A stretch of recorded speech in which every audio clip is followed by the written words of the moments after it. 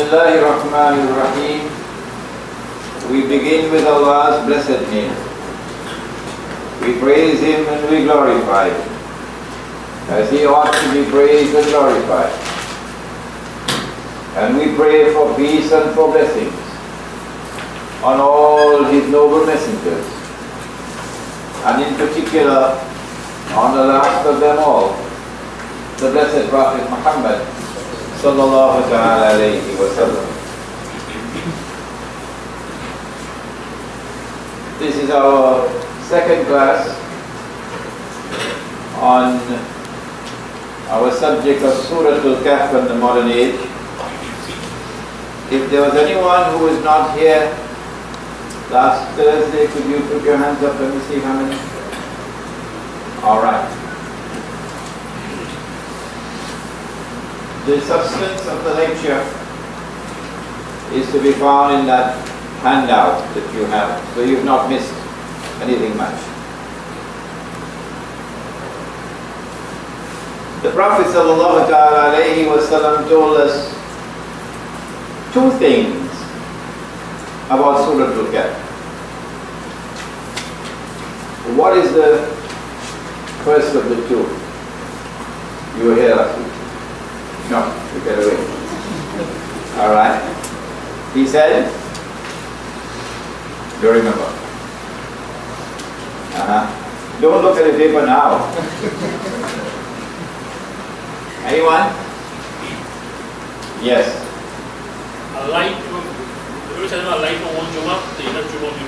If you recite in English or in Arabic? In Arabic. Because the Quran is only in one language, in Arabic. Other than that, it's translation, it's not the Quran. If you recite Surah al-Kahf on the day of Jum'ah, then you'll get nouveau, light. And that light will remain with you until the next Jum'ah. What's the second thing he said about Surah al-Kahf? Yes? Come on. Yeah? No? He said? Go ahead. If you recite what? No, I didn't say recite the whole surah. The opening verses. In one hadith, the first 3, in another hadith, the first 10. If you recite the first 10 verses of Surah al-Kahf, in English or Arabic? In Arabic, of course. Then you will be protected from the fitna or the tests and trials of Dajjal. These are the two things that he said about Surah al-Kahf. Dajjal, who is he? We mentioned in the last class that the Prophet ﷺ said that there were 10 major signs of Qiyamah. Actually, the term is Yawmul Qiyamah. Yawm means day.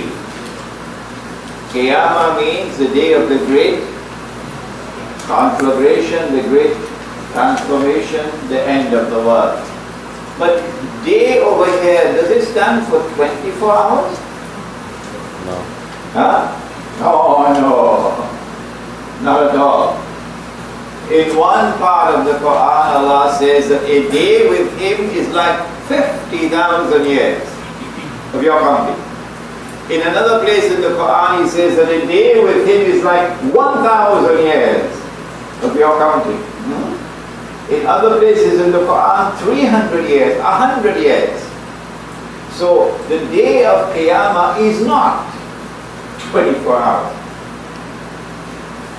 It could be a very long period of time, but there are 10 major signs. Who will volunteer from the sisters? Who will volunteer to give me those 10 major signs? Not my wife, eh? Anybody else? Yes, number 1, Dajjal. Gog and Magog, number 2. Wait, give her a chance. You get your chance, Jamila. Number 2, number 3. The return of Nabi Isa alayhi salam, the son of Mary, number 4.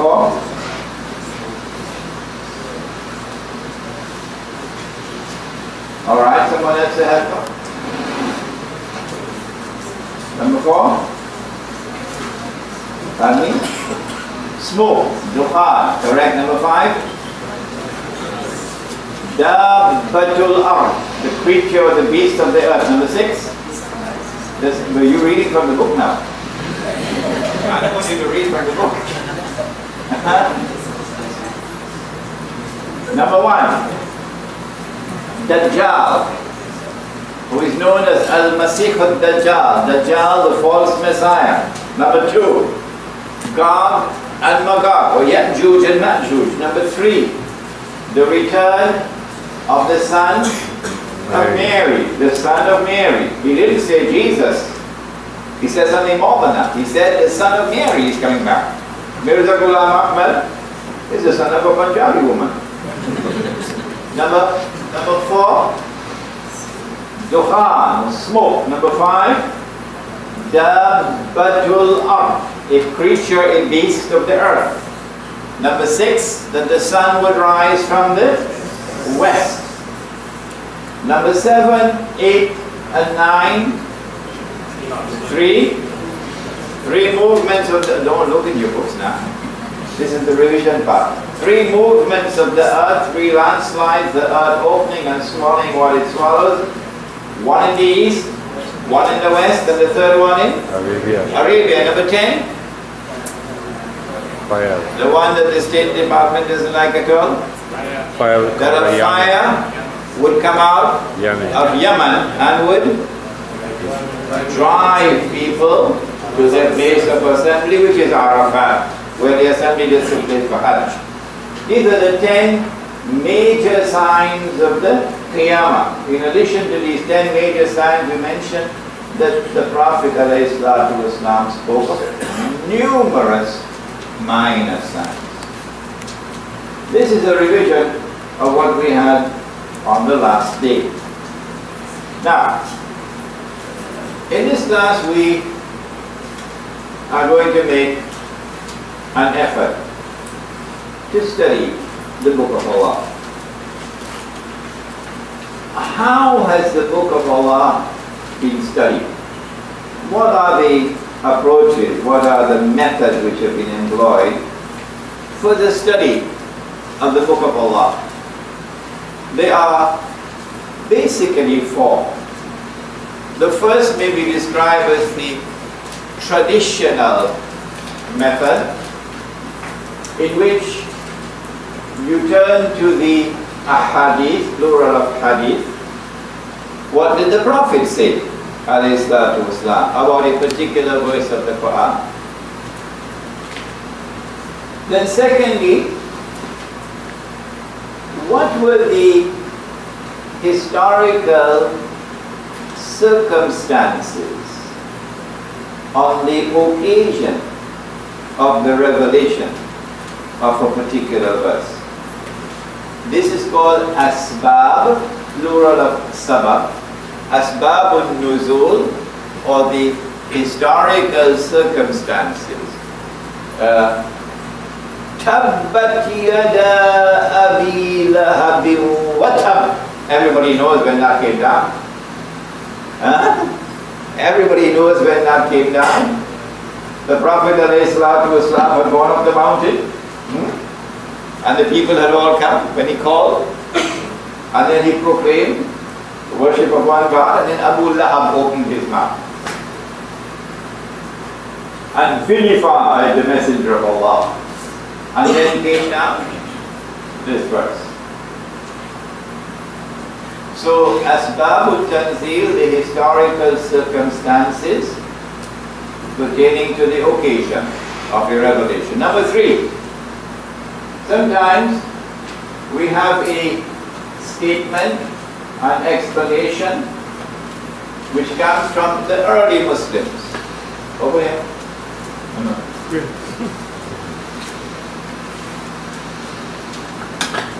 And these are called riwayat.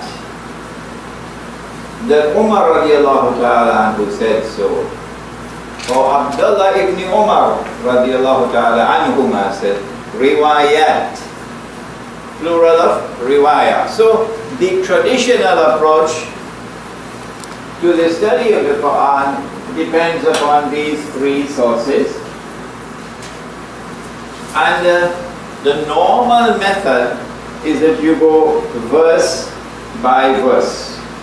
So if we study Surah al-Kahf this way, and there are say 110 verses, we'll begin at verse number 1 and 6 months later we reach to the last verse, the traditional method. Then there is that method of the study of the Quran which delves into its meaning, its implications, and because there are conflicting opinions, conflicting schools of thought, you have a philosophical interpretation of the Quran. When philosophical thought is applied to religion, to seek to explain religious beliefs rationally, then this branch of knowledge is called, anybody? Theology. Theology.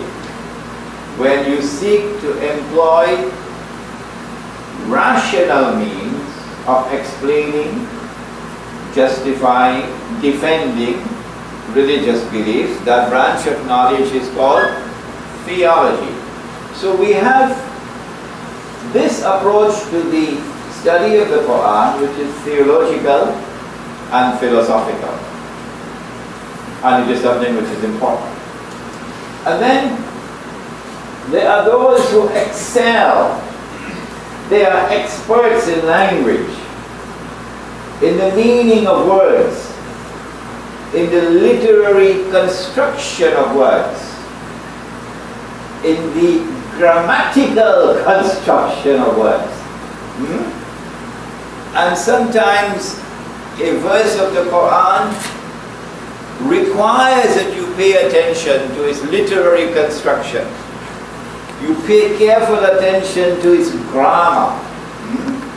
And so you have those who excel in this approach to the study of the Quran. We may call it the literary or the philological. And then there is that very important branch of knowledge pertaining to law. There are verses of the Quran which have a legal import. فَكُلُوا وَاشْرَبُوا, eat and drink, حَتَّى يَتَبَيَّنَ لَكُمُ الْخَيْطُ الْأَبْيَضُ مِنَ الْخَيْطِ الْأَسْوَدِ مِنَ الْفَجْرِ. What am I talking about?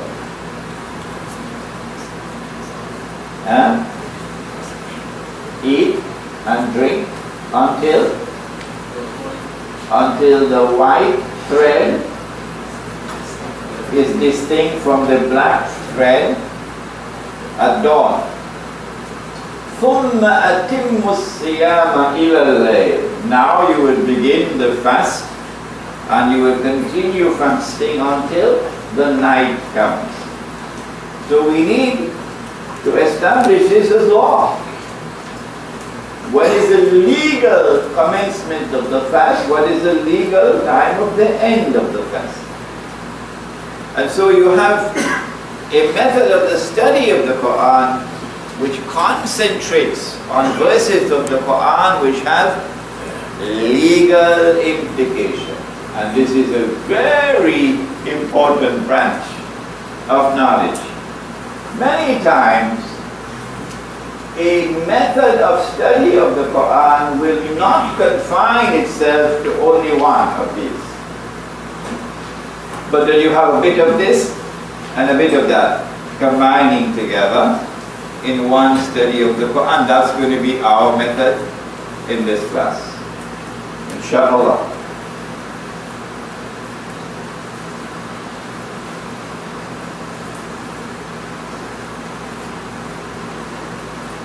Our primary goal that we seek to pursue in this class is what explanation does this surah provide to us which explains the world in which we live today. Now that is a challenging and a very exciting endeavor. The surah is identified with Dajjal according to the word of the Prophet ﷺ. And so we are going to focus on that link of the surah with Dajjal. Hence you would agree with me that at the very beginning we would need to have an adequate understanding of the subject of Dajjal before we can embark on the study of the surah, and we will be doing that inshallah. We will devote one entire class to making a presentation, a brief presentation, which will help you to understand who is Dajjal. The traditional method is verse by verse.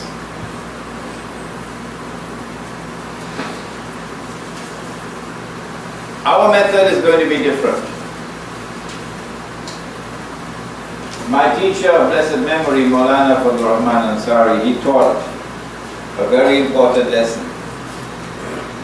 He said that the part cannot be fully understood, cannot be grasped, fully grasped, without a prior understanding of the whole.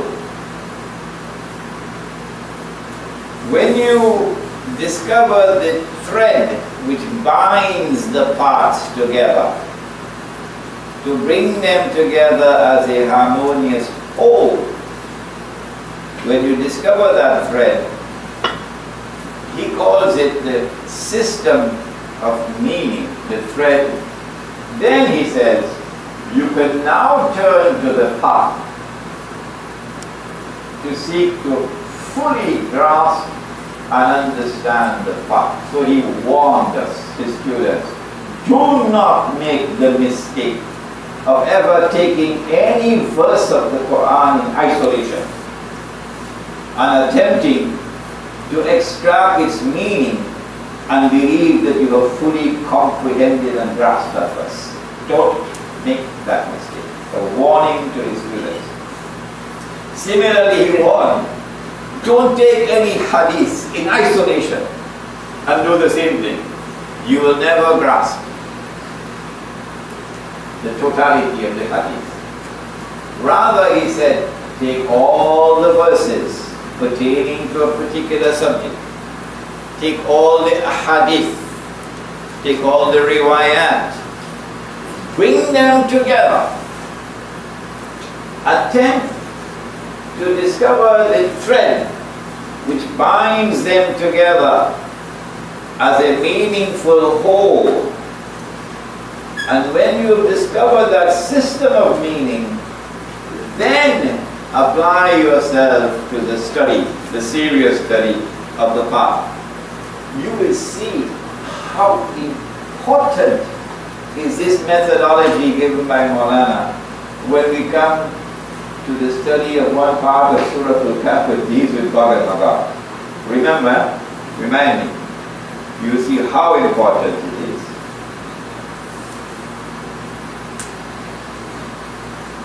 Dr. Ansari points out in his book, The Quranic Foundations and Structure of Muslim Society, many people complain this book is too heavy. We try to simplify. It's what the best book on Islam ever written in the English language. There is a chapter in this book that I'd like to encourage those of you who want to pursue the subject in greater detail, in greater depth, I would like to recommend to you to read that chapter. We'll come to it in a moment, inshallah. Dr. Ansari points out that there are two levels of understanding of the Quran. One he calls the common sense level. The fisherman, the farmer, the tradesman, the artisan, all of them go to the Quran and they all extract from it an understanding which is at the common sense level. What they use for understanding the Quran is that part of the human being that may be called the religious being. He has a different term, he calls it the religious consciousness. All of us have been programmed, to use computer language, by Allah subhanahu wa ta'ala to be religious beings. The Quran tells us that at the very dawn of creation, before we came on earth,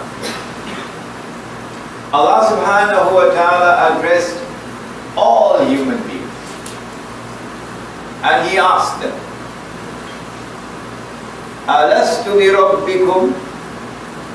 Am I not your Rabb? Do you not affirm that I am your Rabb? Qalu bala. They all responded, every one of us, confirming, yes, why not? We do recognize that you are our Rabb. Indicating that every human being, by very nature, is programmed as a religious being to worship Allah. Dr. Ansari calls that the religious consciousness, a very technical term. The farmer has it. The fisherman has it. And when he takes that religious consciousness to study the Quran gives to him a common sense level of understanding, which is adequate for normal life. In order for that common sense understanding to be derived, the Quran has been arranged in a particular way, in which the beginning is Surah Al-Fatiha, and then the next is Surah Al-Baqarah, and at the beginning of Surah Al-Baqarah you have this verse, and then this verse, and then that verse. This is a sequence of arrangement. I use a word that I'm uncomfortable with. I call it the arrangemental sequence. I wish someone could help me get a better word than that. The arrangemental sequence, meaning the sequence in which the verses of the Quran will be placed by instruction from Allah subhanahu wa ta'ala given to the angel Jibreel alayhi salam, who will then instruct the Prophet alayhi salatu wasalam. This verse goes there, and this one goes there, and then the Prophet alayhi salatu wasalam will have to place it there. The very first revelation to come down was not Surah Al-Fatiha. It was Iqra. Iqra bismi rabbika alladhi khalaq.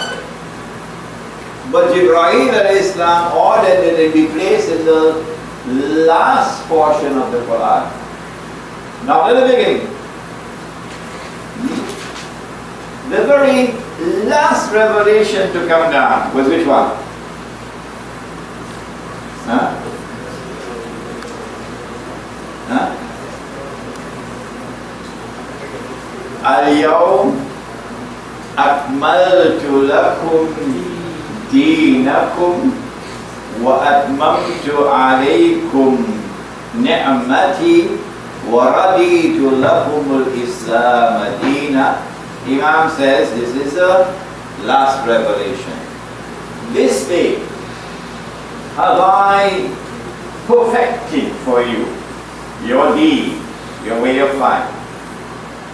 This day have I completed my gift, my favor unto you. This has been my gift to you. And I have ordained for you as your deed al-Islam. New York Times could agree or disagree, is irrelevant. This is the way of life which I have ordained, al-Islam. Where is this revelation located in the Quran? At the beginning or at the end or in the middle? Anybody? At the beginning, correct? It is in Surah Al-Ma'idah, up front. But this is supposed to be the last. In fact, it was not the last. No. After this revelation came down, this was in the Hajj, the first and the only and the last Hajj that the Prophet performed. After the Hajj, he left to return to Medina. There are now only about 81 days left in his blessed life, and then he will die. Upon his return to Medina, one more revelation came down. But the bankers don't like me to talk about it at all. One more revelation came down on the authority of Abdullah ibn Abbas radiyallahu ta'ala anhuma. And this hadith is in Sahih Bukhari. The last revelation to come down was the revelation in which Allah subhanahu wa ta'ala declared war for the eradication of riba from the economy. O you who believe, fear Allah and give up what remains of your demand for riba, if you are indeed believers. This is Surah Al-Baqarah, the second surah of the Quran, and this is verse number 279. Give it up if you are indeed believers.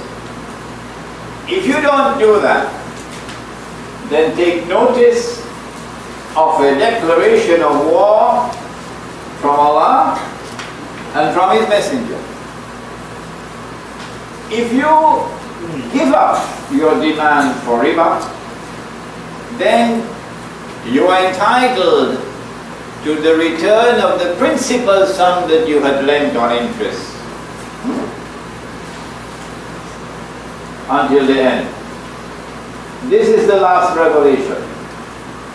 Where is it located? In the Quran, not at the end. Rather, it is located in the second surah up at the beginning. And so, there are two sequences of the Quran. One is the sequence of arrangement that we have before us today. Yeah, 279. I was correct when I said 279. That I call the arrangemental sequence.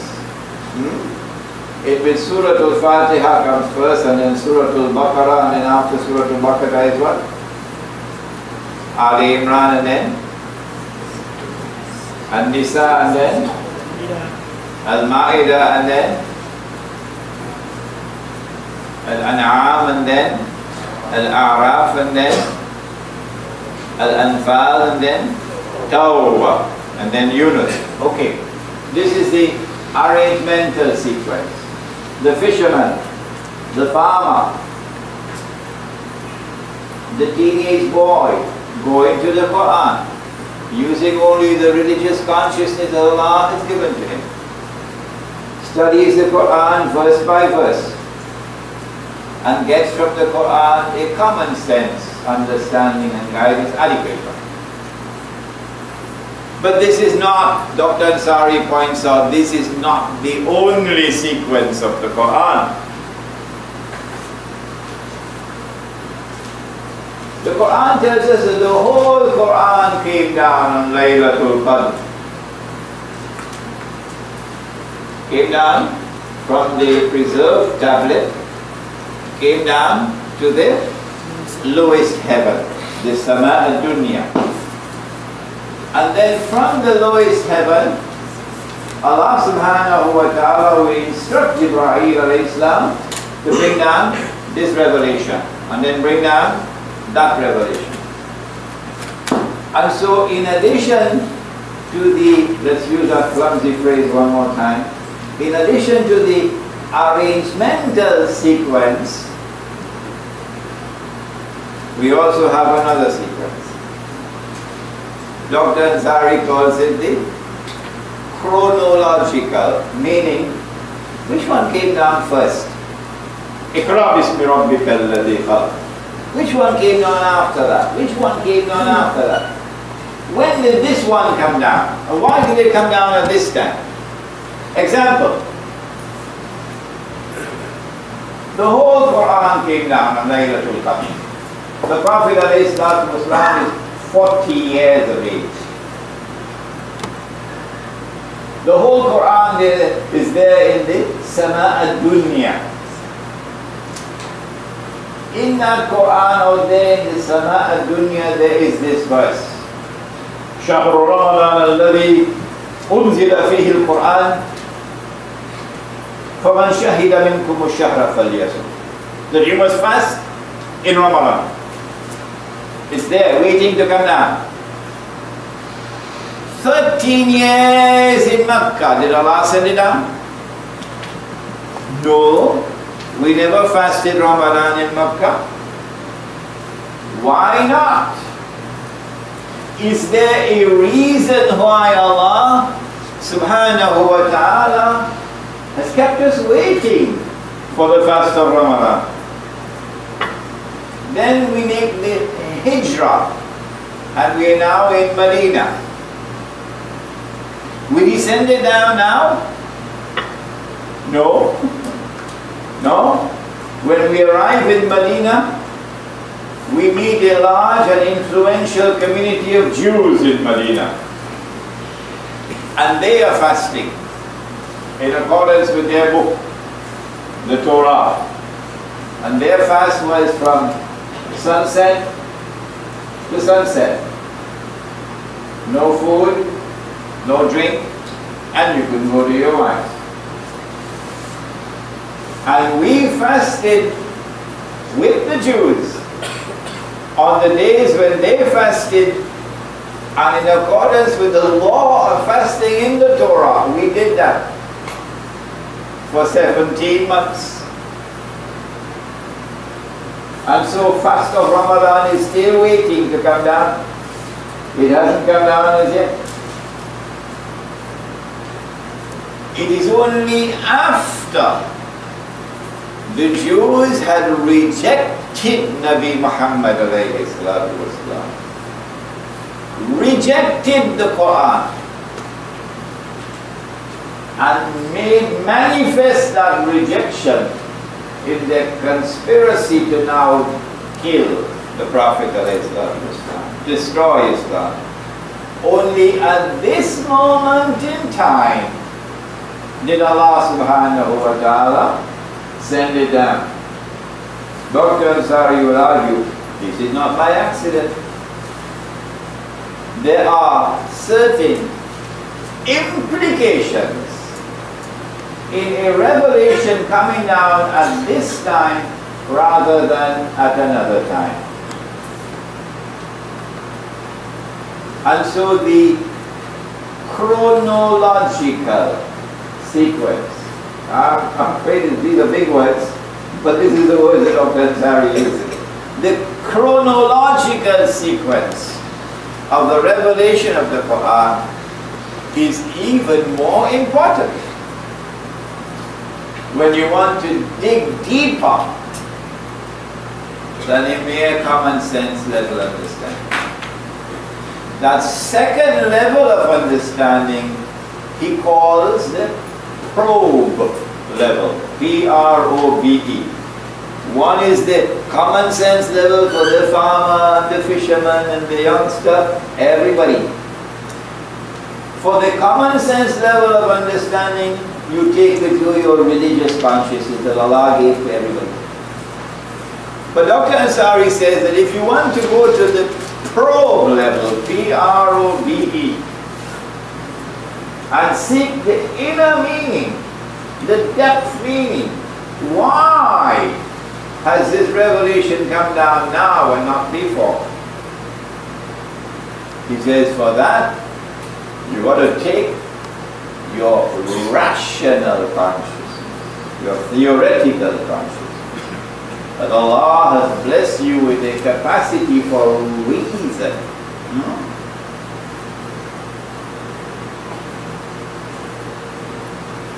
And for that approach, you don't go verse by verse, starting with the first verse and ending with the last verse. You don't study the Quran that way.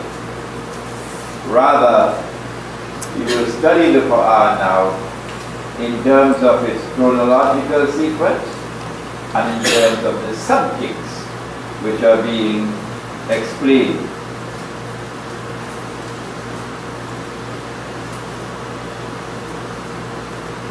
Before I read to you what Dr. Ansari has said, let me very humbly add something very small to what my teacher has said. The chapter that I want you to read, those of you who are interested in studying the subject deeper, the chapter that I want you to read is Volume 1, Chapter 5, which is on page 85. It's a beautiful chapter. It's entitled The Style and Structure of the Quran. The Style and Structure of the Quran, from verses, from page 85 on until I think about 97 or 98. This is Volume 1. This book is available at the back. This book is on sale for $130. Whatever money we get from the sale of this book, all of it goes to the family of Dr. Ansari in France. So I'm afraid I can't offer any discount on this. It's not my problem. Those of you who would like to buy a copy, you don't have the money now, you can take the book, you my students there, and you can pay whenever you are in a position to pay. Those of you who cannot afford to buy the book, just give an order for the chapter to be photocopied. And when you come back next Thursday, inshallah, you can pay for the photocopy, inshallah.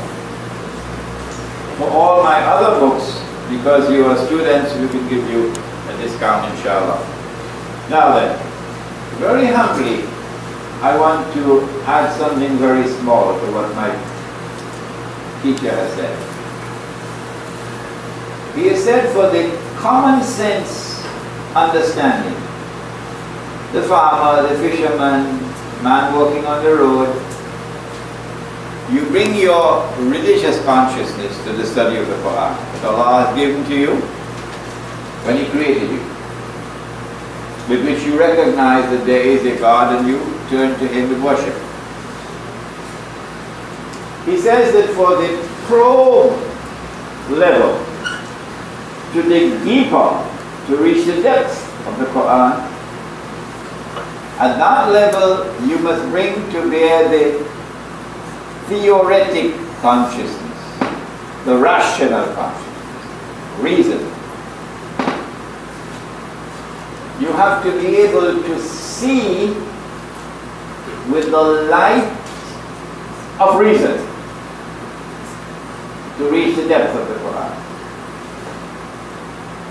My small addition is that you must see not only with the light of reason,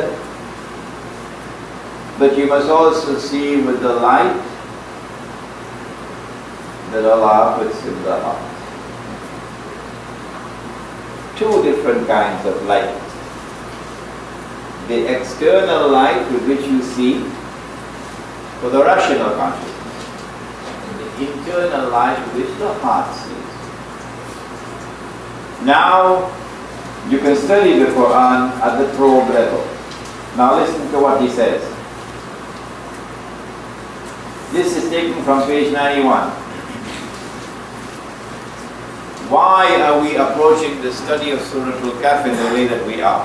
He says, the chronological sequence guides us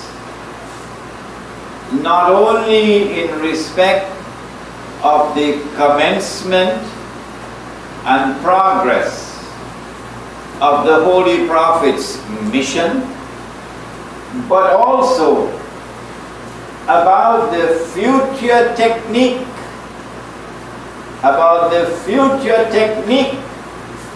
concerning the reform and development of human communities and individuals on the Islamic pattern. The operational word here is the future technique. In other words, if we are to rebuild Islamic communities, rebuild a world of Islam authentically, Maulana Ansari is saying, you got to go back to the chronological sequence, not the arrangemental sequence of the Quran. And that chronological sequence will tell you when did Allah send this down and when He sent that down, and why He sent this one and why He sent that down. Now then, when was Surah al-Kahf sent down?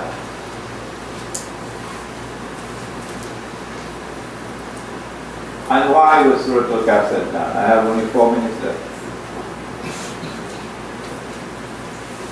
We did all of this to come to this point. The Quraysh in Mecca didn't know how to deal with this phenomenon. They had never had a prophet since the time of Ismail alayhi salam. Thousands of years have passed. They remember Ismail alayhi salam, they remember Ibrahim alayhi salam, because they still had the Kaaba, which was the center of the Arab world. They still had the Hajj, which they were performing for thousands of years, even when they were worshipping idols. They still had circumcision, male circumcision, not female circumcision, which came from Ibrahim alayhi salam. They still had the qurbani of animals, which came from Ibrahim alayhi salam and Ismail alayhi salam. They still had i'tikaf, but their i'tikaf used to be in lonely places. Ours in the masjid. All of these were parts of the religion of Abraham, of Ibrahim alayhi salam, which had been preserved. But they had never had a prophet. And then suddenly a man emerges from within their midst. They knew him since he was born. They knew his ancestors, his family, his tribe, everything. And when this man reaches the age of 40, he proclaims he is a prophet.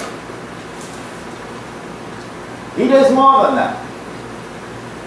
He challenges them on the battleground on which they consider themselves to be strongest. And they have no way of responding. Egypt, for example, considered itself to be excellent in magic and sorcery. Egypt of the pharaohs. We got PhDs in magic and sorcery. And then along comes a man named Musa alayhi salam, and he challenges them on the battleground on which they consider themselves most powerful. He takes his rod and he throws it on the ground and it became a snake. And so he took them on the battleground on which they considered themselves most powerful, and he defeated them. And then the same thing was repeated with Nabi Isa alayhi salam, who was sent to Banu Israel. They consider themselves to be the spiritual elect of mankind. We are the elite.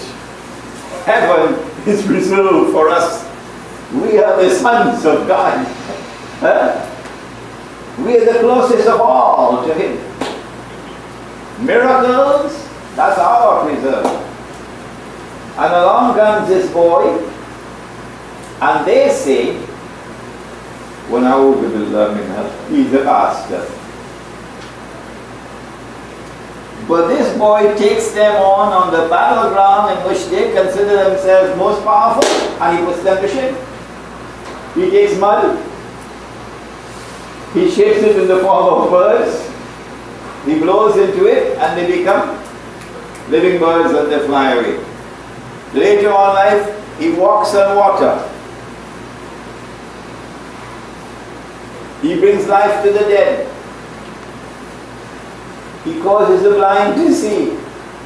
He cures the leper. They can't do these things.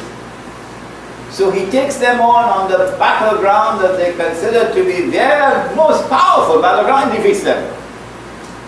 And then along comes an Arab from the Quraysh. These are people who are largely illiterate. They can't read and they can't write, but they have a very highly developed literary sense. They honor their poets. They have a very highly developed sense of appreciation for the beauty of words and for the literary composition that comes with poetry. And they praise their poets. They can tell who is good and who is not. And along comes a man who says that he is a prophet, who challenges, who exposes the oppression of the society, the strong oppressing the weak, who considers the worship of idols to be fraudulent, false, denounces it, and preaches the worship of one God, like Musa alayhi salam did, like Isa alayhi salam did, and who challenges them on the battleground on which they consider themselves most powerful, namely the spoken word, the literary composition. The Quran comes out of his lips, and there's nothing that Arabia has to match the Quran. Come on, all of you put together. You could even bring George Bush to help you. Produce one chapter like onto this. Come on. And they have no response. So they said, well, we've got to do something about it. How can we tell whether this man is indeed a true prophet or whether he's a fraud? Let's ask them, the rabbis. They're out there in Medina. So they sent a delegation to Medina. And the rabbis responded. The rabbi said, ask him these 3 questions, which only a prophet can answer. Question 1, ask him about the young man of old who fled into a cave and had a wondrous story.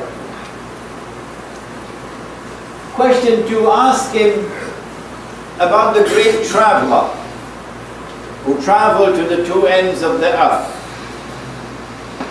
Question 3, ask him about the ruh. Ruh. This is going to be our next class, inshallah. It is in response to these questions posed by the rabbis that Surah al-Kahf came down. And two of the questions are answered in Surah al-Kahf. And the last question is answered in Surah al-Bani Israel. We've taken you on this long journey to show you that the historical background to the revelation of the Quran, its chronological sequence, is of vital importance for understanding the surah, which is connected with the validation, the proof that this man is indeed a true prophet of Allah. So there is in Surah al-Kahf that which will continuously, until the last day, continuously validate the truth of Islam. It is our challenge now, you and I, over the next few months inshallah, to go into that surah, to probe at that deeper level, to locate that which the surah has to offer, to prove that Muhammad was indeed the true prophet of Allah. After the salat, inshallah, those of you who have questions, those of you who want to leave can go home. Those of you who have questions can come back, and we'll try to answer your questions between now and the discussion, as long as you want after the salat. ربنا تقبل منا إنك أنت السميع العليم وتب علينا يا مولانا إنك أنت التواب الرحيم برحمتك يا رب.